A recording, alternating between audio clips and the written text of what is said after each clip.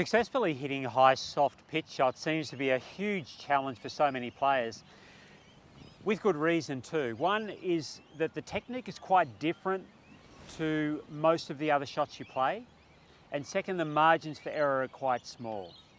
But let's have a look and see what we can do to play these shots as successfully as possible. Hi, I'm Peter Knight. I've created this channel, Peter Knight Golf, to help you play the best golf you can. And in today's video, we're going to look at what we can do with these high soft pitch shots just to play them well.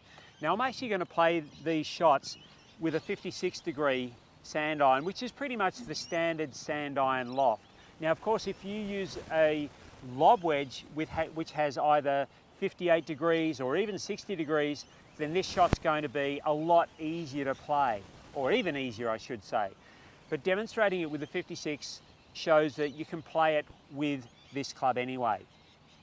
Now, a couple of things. The first thing is that when we consider these shots, I guess the strategic thought is that where possible, hit the ball low and keep it low, because you're going to have a bigger margin for error.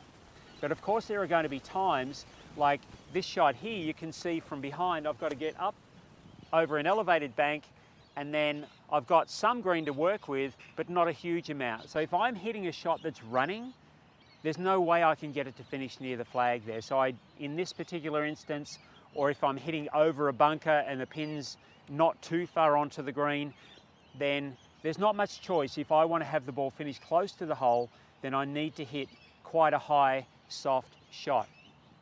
Now, there are two things that are going to cause the ball to be able to stop quickly.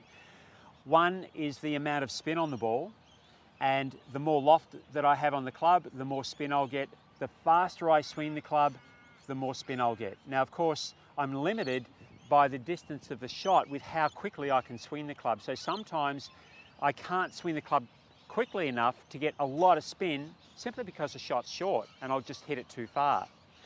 The second thing that's going to influence the ball's ability to stop reasonably quickly is its land angle. And this is the thing that's important with the softer shots. If the ball's coming in on a shallow angle, when it hits the ground, it's going to continue to move forward. The steeper it comes in, the less forward momentum it has, so the easier it is to get it to stop. So how am I going to do that? When I set myself up, there's a few things that I'm going to do a little bit differently. One is I'm going to open the club face. So my club face is open maybe 10 degrees or a little bit more than that. And what that does is it adds loft to the club. The second thing that it does is it means that the sole of the club, or the back of the sole of the club, sits a little bit lower to the ground, so it's less likely to cut into the ground as I swing through. When the grass is really short, it means that your margin for error is quite small, but when the grass is either a little bit fluffy or if you're in a little bit of rough, then opening the club face is only going to be beneficial for you. The second thing that I'm going to do, and this is during the swing, is I want to make sure that through impact, my club face doesn't close like it would with a normal shot. I want the club face to stay open as it moves through. And here's how I'm going to do that.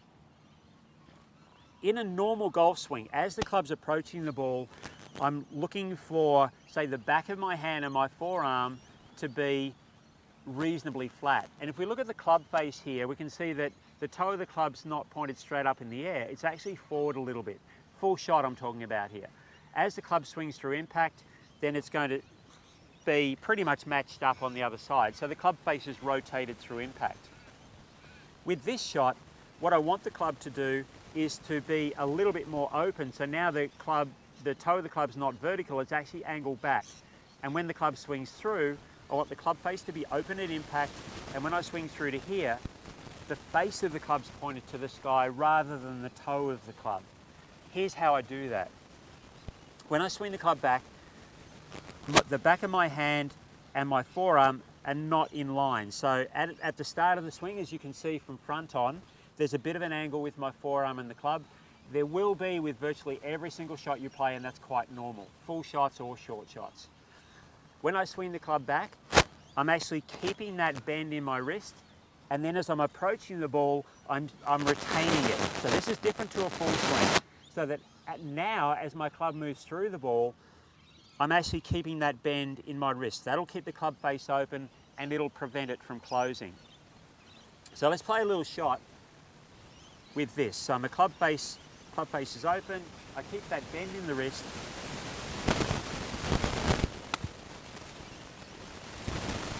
And the ball will fly up and land fairly softly. So it did run forward, but not very far, again, because of the loft on the club.